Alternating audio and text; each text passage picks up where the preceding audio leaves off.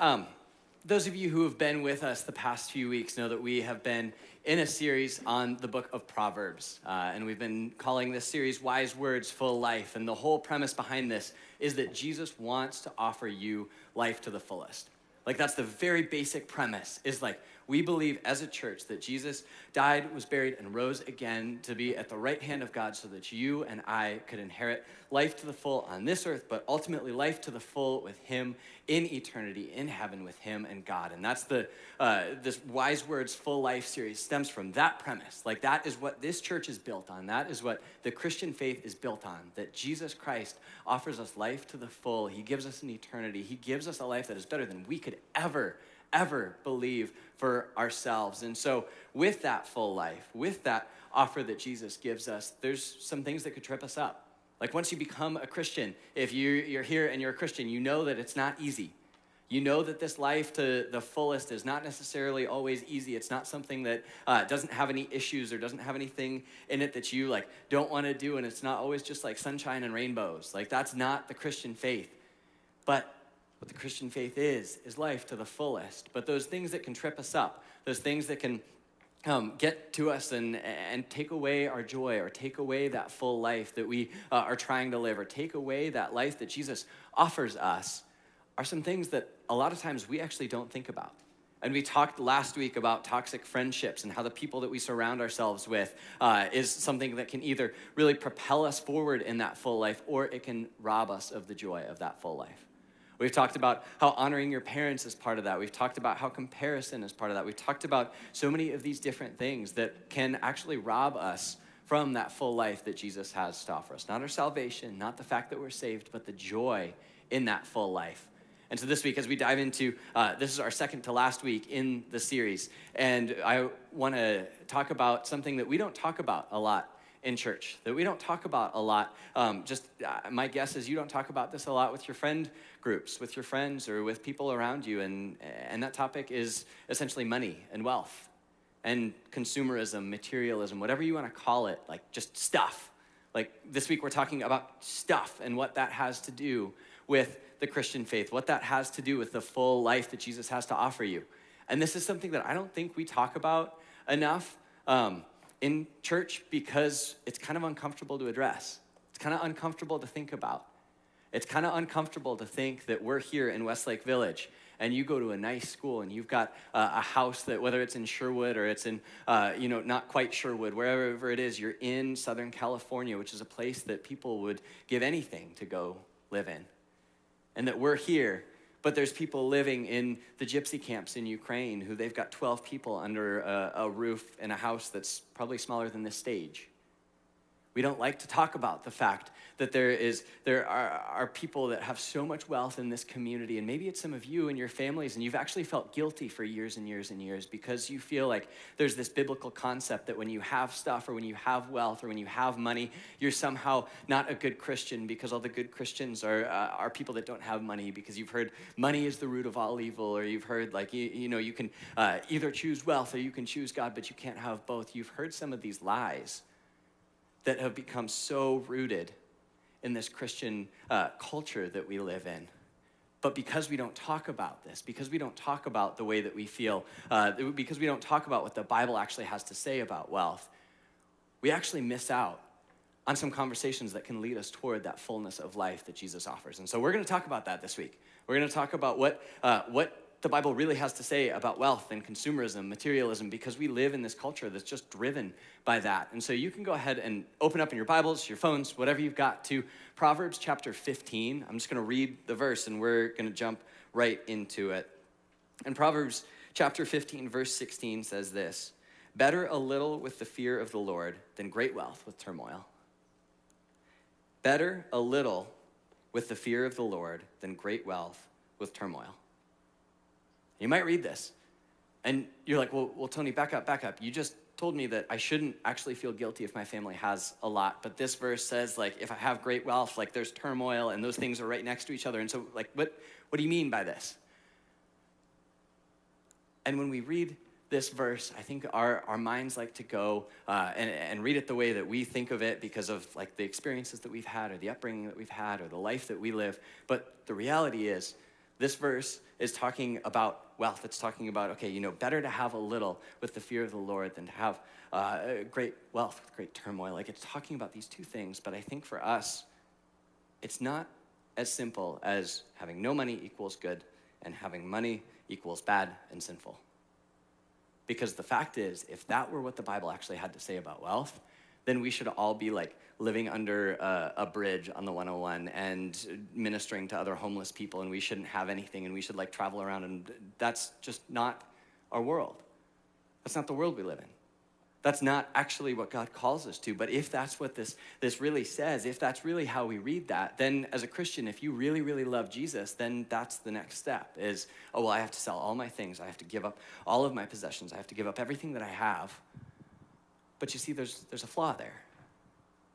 Because just like I know people who, by the world standards, have absolutely everything they could ever want, but still have a hole, but still have a gap, but still have this longing that they feel like they have everything, but they don't have enough because there's nothing that can fulfill them.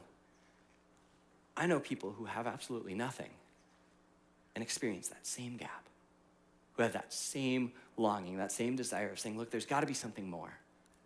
And so you see, when the Bible talks about money, when the Bible talks about stuff, when it talks about wealth, it can't just be money is bad and no money is good. There's something more to it. And what I think it comes down to here, this verse actually is not talking about the stuff itself. It's not actually talking about the money itself. It's talking about the heart behind it. It's talking about the perspective that you have on the money or on the stuff or on the wealth that you have, where it says better a little with the fear of the Lord. See, those two things are coupled. Better to have not much, but you've got this fear of the Lord. You've got this reverence for God. You've got this understanding of who God is. You have a proper perspective than great wealth with turmoil.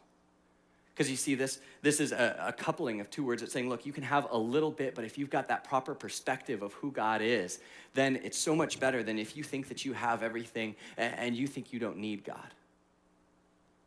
And I think we can grasp that. We can understand that. I can see some of you guys nodding, like you get that. But where it gets a little bit tougher to think through is when we start to look at our own lives through that lens. It's like, okay, this proper perspective. I think a lot of us would like to say, yeah, Tony, I'm a Christian. I've got this proper perspective. I know who God is. I've got the fear of the Lord. But we don't really know what that is. And so then what it comes down to is whether we have just a little bit and we're barely scraping by with the money that we have, or we have a ton of money, we still have that improper perspective that's robbing us the fullness of life that Jesus has to offer us through whatever it is that you have, like through your stuff. And so the first point I want to make is that any sort of money or possessions or things that you have to think about whose they actually are. Like, I think we like to think about this. If you, actually, I like to use this example. How many of you guys, just show of hands, how many of you are driving? Like, how many of you have a car and, like, either drove yourself here or, like, you could? Okay. How many of you guys, just show of hands, how many of you, like, bought your own car? Like, you worked a job and you bought your car. That's awesome. So you would say that your car, and this is like a total trick, so you don't have to keep raising your hands. I'm not trying to like call you guys out, but you would say like, yeah, I bought my car, that's my car, right? That's pretty normal to say, like, okay, yeah, I have my car.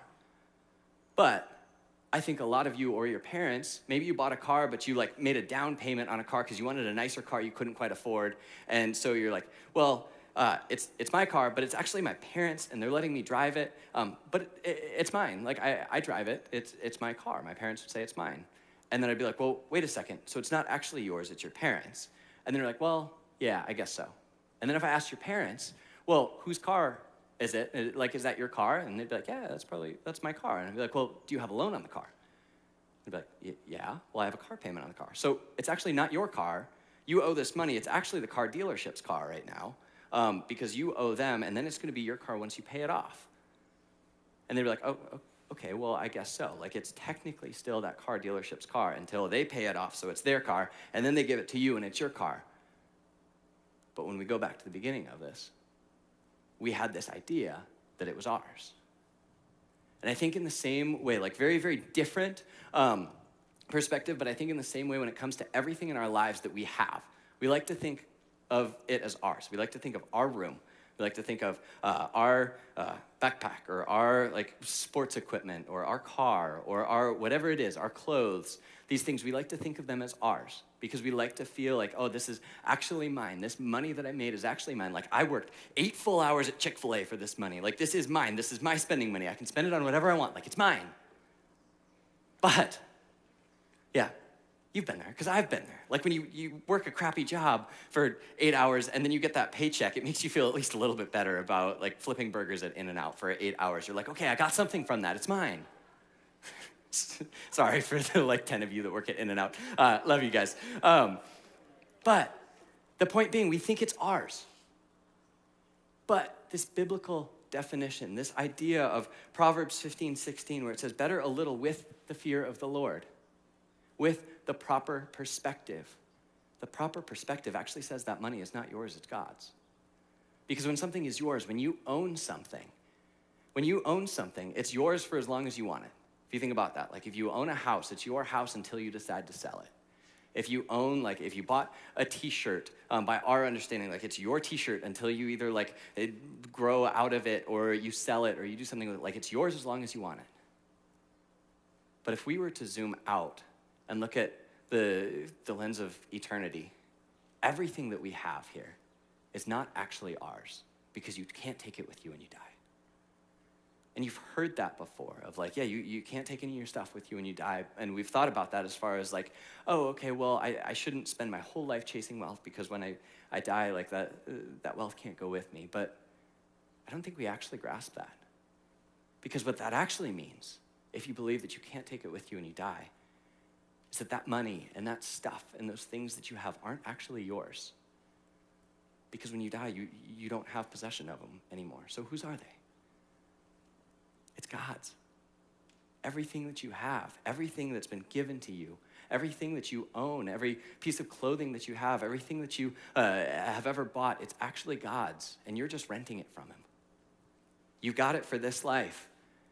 But then ultimately there's going to come a day when your body as you know it is no more and you're up in eternity with Jesus, and then it's no longer going to matter what kind of car you drove or what kind of things you had. What's going to matter is what you did with them. Because you see, when you have these things and they're actually God's, like if everything that you have is actually God's, then he's given them to you for this time, for this season, for however long this is, for a purpose. Like he's got a reason that you're living here and not in a gypsy camp in Ukraine. That you're here and not living under a bridge on the 101. It doesn't mean that you're a better or worse person because of it. It means that he has a unique plan for you. He has a unique plan for the stuff that you have, for the money that you have, for the circumstances that you have. He has a unique plan for what he wants to do in your life. And he's asking you, what are you going to do with the things that I've given you? And when we can reshape our perspective to stop thinking that my money and my stuff and everything is mine and start saying, whoa, this is actually God's, and I've just got like an 80-year lease on everything that I have, or a 90-year lease, or 100 years if I'm really lucky. That's going to shape the way that you start to spend your money, or the way that you start to use the things that you have, or the way that you start to spend your time, or spend your resources, the things that you really value. Those things are going to change. And you see, it starts with that proper perspective. So you see, we have to first ask that question of really who owns my wealth, who owns my stuff, who owns the things that I have, and that's God. And then the next question is this, well, okay, if God owns my wealth, what should I do with it? We've been talking this whole series about how this is a practical series. This isn't meant to like make us have some spiritual high and then we leave feeling a little bit better about ourselves, but no actual like next step. So I think you might be asking, well, okay, if God is actually the one who owns all of my stuff, then what should I do with it? And I think this goes back to that verse, that Proverbs 15 verse. Better a little with the fear of the Lord. With the fear of the Lord. And I think about this way, and this is just like, bear with me for a second. Okay, how many of you have AirPods? I'm not about to like slam AirPods, but how many of you have AirPods? Okay, so a fair amount of you. How many of you would ever let a friend borrow your AirPods? Okay, like maybe a third of you. That's fair, because earwax is gross, and I don't know if I had AirPods, I'd let my friends use them. But imagine this, just bear with me. If you have your AirPods and you let a friend borrow them. And you tell that friend, I worked 2 full in and out shifts for these. I flipped burgers for 16 hours. These are like the thing that I saved up my money for a long, long time. These are my AirPods. Like, if you break them, I will end you. I think a few of you, you're in that camp. Like, whenever anybody borrows something of yours, you make sure that they know they have to return it in the shape that they took it out in, because if they break your AirPods, it's not gonna end well for them. You see, if you put yourself in their shoes, then the person that you are loaning your AirPods to, they better have some sort of fear of you. Like, if they actually don't care what happens to those AirPods, then they're just gonna go do whatever they want. But if they have that kind of fear or respect or love, whatever you wanna call it, toward you, they're gonna treat those AirPods better. They're actually gonna put them back in the case to charge them. They're actually not gonna just take them out and set them on the table next to their glass of water, or they're not gonna just set them on the desk so that somebody can hit them onto the ground and someone steps on them. They're gonna take care of them because they have that healthy fear of you. And this isn't a perfect analogy, but I think it's a really good one for when we think of the fear of the Lord. When we think of the fear of the Lord, when it comes to the stuff that we have, if we had that kind of healthy fear saying, God, look, this is actually yours. Maybe it's not these AirPods, but it's okay, God, this car that I'm driving is actually yours. So I'm actually gonna obey the speed limit and not try to hit the lady on the sidewalk that's walking way too slow. Or I'm not gonna honk at everybody who's driving a little too slow. Or I'm just it would change the way you drive. Or if you realized, oh God, that money that I just made from that shift at work, I just made $80, but that's not actually my money, that's yours. And what would you have me do with it? What does your word say I should do with it? When your word says I should bless people, what can I do with that $80? I can't go buy someone a house, but maybe I can buy them Starbucks. Maybe I can help somebody out with lunch that they can't afford at the cafeteria. Maybe I can just go bless somebody because I can, or I know that somebody needs a new phone case or something ridiculous like that, but it would actually really bless them, but they haven't thought about it. You see, when we start seeing things through that healthy fear of the Lord, saying, okay, God, this is actually your money, so what would you have me do with it? It shapes the way that we spend our money, that we use our resources, that we use our stuff. It comes back to that fear of the Lord, that fresh or that proper perspective that we have, that our money and our stuff is not actually ours, it's God's, and we have it on loan. You might be asking the question, and it's a very fair question, and it's okay, well, what should I do with my money? And then maybe you're here and you're well, what about the people who are really wealthy, who are really well off? The people who have a lot of money. This verse is talking about better a little with the fear of the Lord than great wealth with turmoil. What does that mean for maybe it's some of you? And this is actually one of the really sad conversations that I have with people. That some of you have come up to me and you're well, what about me? My family is actually pretty well off. Am I sinning? Is this a problem? Should we go sell our house? Is there something wrong with my parents? Is there something, you start asking these questions and you feel this shame for actually having resources, for actually having a nice house, or for actually being able to attend a great school, or actually being able to do things that other people can't. You feel this kind of shame. And what I'd be willing to say first is that might be some of you that have felt this way, but the reality is that's all of you here. That's all of us here. As far as the people who are well off, the people who are able to attend the great schools, whose parents have good jobs, who are able to live in this place, in this world where most people don't have the opportunity to live. So some of you might be asking that question, but that doesn't actually mean that it's just about some of you. It means it's about all of us. It's okay, well, what does that mean for us as wealthy people? That might be weird to say. You might have never said that before, but you are wealthy compared to 99% of this world. And so that goes all the way back to what I was saying at the beginning, where, okay, if it's not as simple as if you live in a mansion and you have all this money and you have all this stuff, that's bad. And if you live under a bridge, that's good. There has to be something more. There has to be something more, and that comes down to, okay, well then what do we do with our stuff? What do we do with our resources? What is it that God actually calls us to? Because you might have heard this verse, and we're not gonna have it on the screen, but just listen to this, and it's actually it was really scary the first time I heard it. Jesus writes, he says this, again I tell you, it's easier for a camel to go through the eye of a needle than for someone who is rich to enter the kingdom of God. And I think a lot of times we stop there. It's like, look, a camel to go through an eye of a needle. Like, if you've ever seen the eye of a needle, like it's like a sewing needle, and then there's the eye. It's like about this big, and most of you think my fingers are actually touching. Like, they're not. It's tiny. And you fit a camel through it. Now, some people have some historical references of like, well, the eye of a needle was actually this or that. I don't think so. Maybe, but I don't think so. Jesus is trying to say, look, this is almost impossible. But the passage goes on. It says, when the disciples heard this, they were greatly astonished and asked, who then can be saved? Jesus looked at them and said, with man this is impossible, but with God all things are possible. And so then for each one of us, that just reinforces that idea that it's not about how much or how little you have, it's about what you do with what you have. Because you see, what Jesus is saying here is the same thing this proverb is saying, look, it's not actually about the money or the lack of money, it's about the fear of the Lord, it's about that proper perspective, it's about understanding that your money isn't actually yours, it's God's. And if you can get that through your heads in high school, think about how much you'll be able to bless this world when you're 40 or 45, when you're your parents' age, and you've your whole life grown up with this idea of, look, my stuff is not actually mine, it's God's, and I'm here to bless people. I'm here to help show people Jesus, and part of the way I get to do that is through sharing my stuff, or sharing my money, or sharing my house, or sharing my car, whatever it is. Like, I actually have this perspective that says it's actually God's. And so, if we really believe that, these are just some practical tips that I want to end with, that I want to give you, because, again, these are some questions that you should ask when you're thinking about what you should do with your money or what you should do with your stuff. And these are questions that I ask myself a lot, because these are things that challenge me. Trust me, I'm on this stage. Just because I'm a preacher doesn't mean I don't struggle with thinking my stuff's mine, not God's.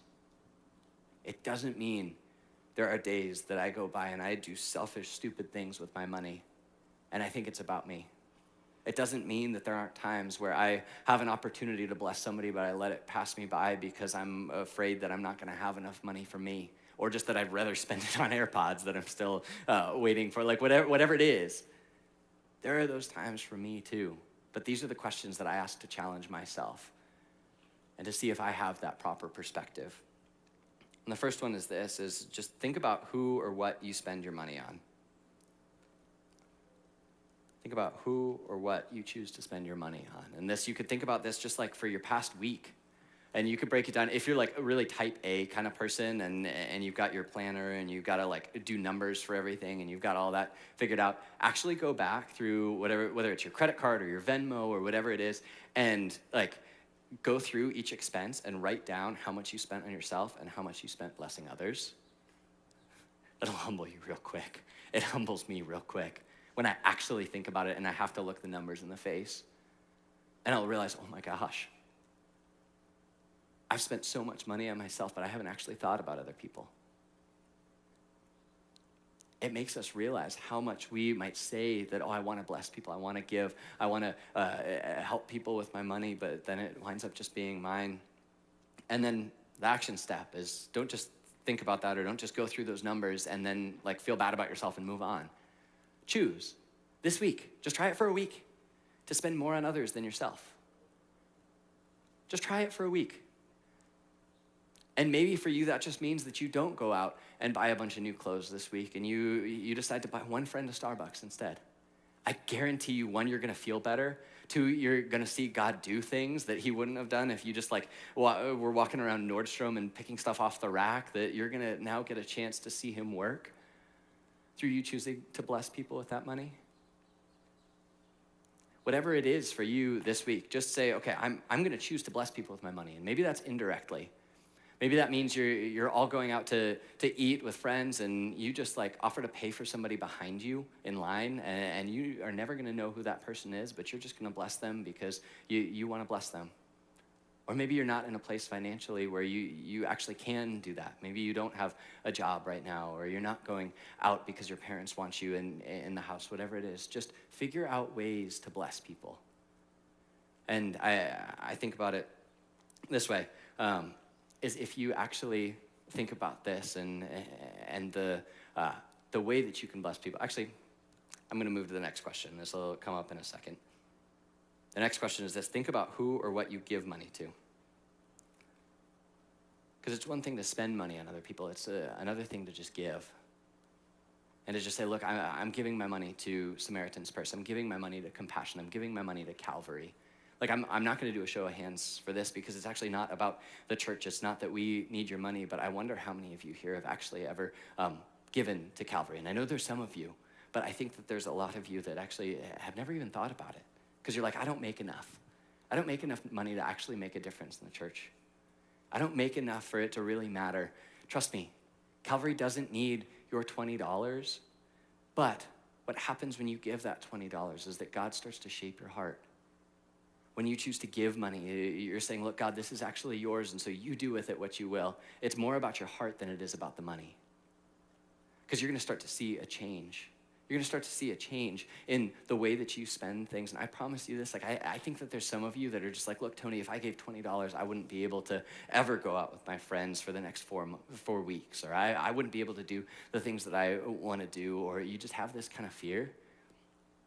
And I just think back to when Jesus says in the book of Matthew, he talks about how God even clothes the sparrows in the field. He clothes the grass and the lilies, and he takes care of all the animals. And you can look at it, it's Matthew 6:29 through 35. It's all about like, look, don't worry about what's going to happen tomorrow, because God's going to take care of you. Tomorrow has enough worries of its own. But if you really believe that God is with you, if you really believe that Jesus is who he says he is, if you really believe that God has plans to prosper you and not to harm you, for a hope and a future, you're not going to worry so much about saying, look, I'm going to say yes to blessing somebody right now, even if it's going to be difficult for me, because you're going to see God show up over and over again and provide for you. He doesn't promise he's going to give you like a new car, but he does promise that he's not going to let you starve. He does promise he's going to be with you. He does promise he's going to give you exactly what you need. He does promise that he's never just going to leave you out to dry. And so that's that second question. Think about who or what you give money to. The third is this: think about who you help with the things that you buy. And I think about this. This is what I was coming back to earlier. Like, say this week you decided, I'm going to buy a new like Xbox, or I'm going to buy a new like Nintendo Switch, or whatever the thing is. Now, like, you're like, I'm going to buy this thing for me, and I really want to play games. I want to have friends over. I want to, like, whatever that thing is, you're like, okay, I want that new Xbox. And the danger is that you would leave this sermon and you'd be like, oh, okay, well, Tony said that I need to bless other people with the things that I buy, so I really want that Xbox, but this is really for my friends. It's not for me. Like, I'm going to go get that thing, and then it's really for my friends, and they're going to enjoy it, and then I'm just going to kind of be there, and I'll play along. And then if my friends aren't there, I'm just going to play Xbox on my own. I'm buying this for them, not for me. But I wonder if you could actually shift your heart to saying, look, everything that I buy, I actually want it to bless others. I actually want to be able to use this to help people. So maybe for you it is that Xbox. That instead of just trying to convince yourself out of the fact that it's actually for you, what if you actually said, oh, well, what could I do to bless my friends? And yeah, okay, I'm going to enjoy it too, but how would that bless my friends too? And then it's like, okay, cool. If that's the Xbox for you, go get that thing. Or maybe for you, there's something else that you would be able to buy that would actually bless other people, or something else you could do, or some other way that you could spend your money this week. Think about who you would actually bless with the things that you buy this week. And I think that if you go through those first couple of like, okay, well, what am I actually spending money on? How am I spending my money? And then who would it bless? We'd start spending a lot less money on clothes and a lot more money on the things that would actually help other people.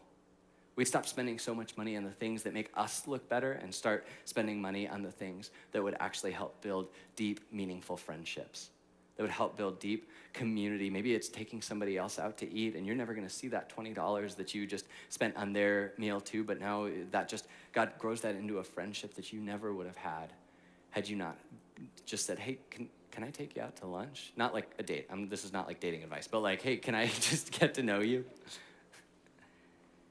You see, when we stop thinking that money is about us and what we want and start thinking of it as a tool to help this world and a tool to help the other people who maybe don't have the resources, as a tool to say, okay, I have the opportunity to go on a mission trip, so I'm going to take that. And I know so many of you, I'm looking out, and so many of you have either been on a mission trip or you were going to go on a mission trip this year, and I have no doubt that you're going to go in the future. A lot of people in this world wouldn't have the opportunity to ever go to another country, to help serve a community there, to help love children there, and to help share the gospel with people in another country. But God's given you that opportunity. And so every time you say yes to one of those things, you're saying, look, God, I know that the wealth that you've given me is not a bad thing. It's something I'm going to use to bless this world, because the $2,000 it takes to go on this trip, I'm going to say I'm in. Like, I'm going to do whatever it takes to get there, because I know that I can, and I know that you're going to use that to bless other people, because it's not about me, it's about them. I am so proud of so many of you here who over the years have picked up a job or started babysitting, or have started taking a portion of everything that you make and putting it aside for a mission trip, or to sponsor a child, or to do some of those things that you actually don't get anything from it in a worldly sense. But you've decided to say, look, my money is not actually mine, it's God's, and I'm gonna use it that way.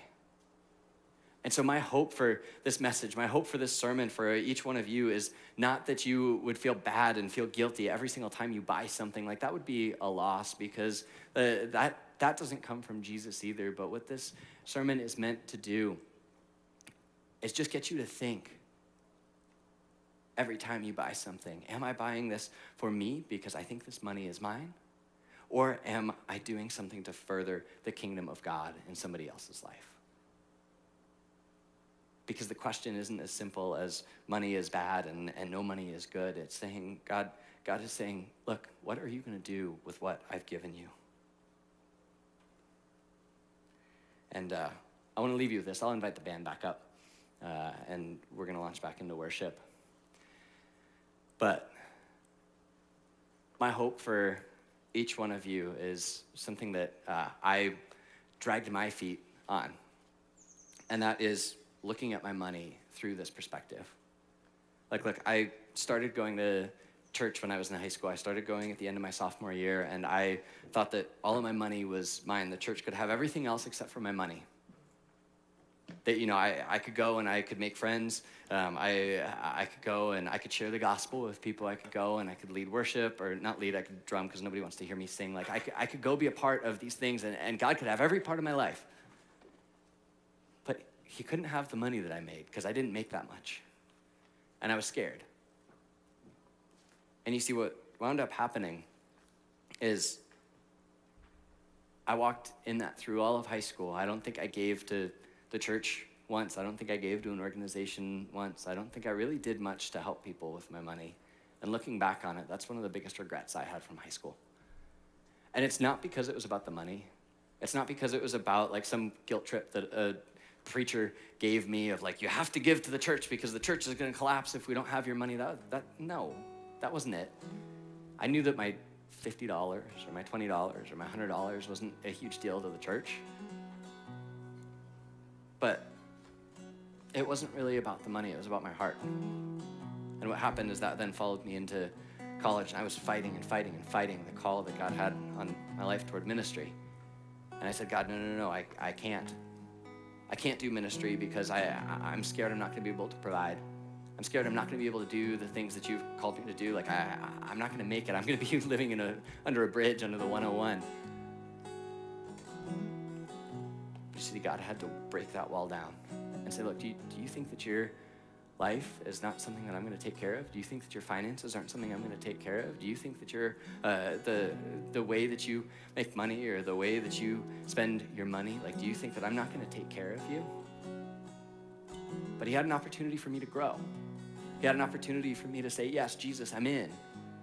Like, I'm not saying that you have to be stupid with your money, but I'm saying, like, look, when you choose to bless others, when you choose to say, look, my heart is not where it should be, but I'm going to choose that, I'm going to decide that tonight is the night that I'm going to start giving. I'm going to start saying my stuff isn't actually mine. That, yeah, okay, I've got an 80, 90, 100-year lease on everything that I own, but it ultimately is not mine, it's God's. And I've got 80, 90, 100 years to go use that and make a difference for the kingdom of God on this world. That's when Jesus is going to start changing the world through you. That then whatever you wind up doing for a profession, whether you go into ministry, whether you go into acting, whether you go into like a banking career, whether you go into sales, whatever you do, it doesn't matter, because it's not about what you do, it's about what you do with the things that God has given you. That then when you get that paycheck, you'll be able to start blessing people because you built those habits when you were in high school.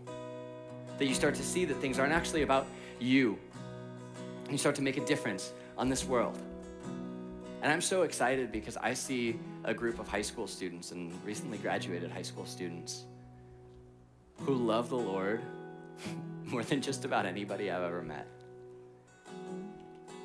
And I'm so excited to see what God's gonna do through each and every one of you. What he's gonna do with all the things that you do have, with all the things that you feel like you don't have, with everything that you feel like is a strength for you, everything that you feel is a weakness for you, everything like that just makes you you. God's gonna use that. And when you start to see those things that you have, and specifically those physical things that you hold, your wealth, your job, your money, your career, your college ambitions, everything, when you start to see it through that lens of, look, it's not about what I have, it's about having that proper perspective, that's when you're gonna see God just do incredible things. So I hope those are the wise words this week that leads you toward the full life that Jesus has to offer. I'm gonna pray for us, and we're gonna launch back into a time of worship. So would you all bow your heads and close your eyes? Lord Jesus, thank you for each person here. Thank you for giving us time on this earth. Thank you for giving us resources on this earth. Thank you for giving us, a comfortable life. God, we know that that's something that you've given us, that's a blessing, but that you call us toward discomfort. And so would you push each one of us to be generous with the things that we have? Would you push each one of us to see that this life is not actually about us, that it's about others? Would you push each one of us toward blessing other people with our money, toward giving, toward generosity, toward a heart that says, look, Jesus, all of this that I have is not actually mine, it's yours. And God, I pray as you shape our hearts, and as you start to make us look more and more like you, I pray that there would be people who would be changed by that people's eternities would be changed by that people's lives would be changed by that, not because we are awesome, not because we changed, but because you are awesome and because you changed us.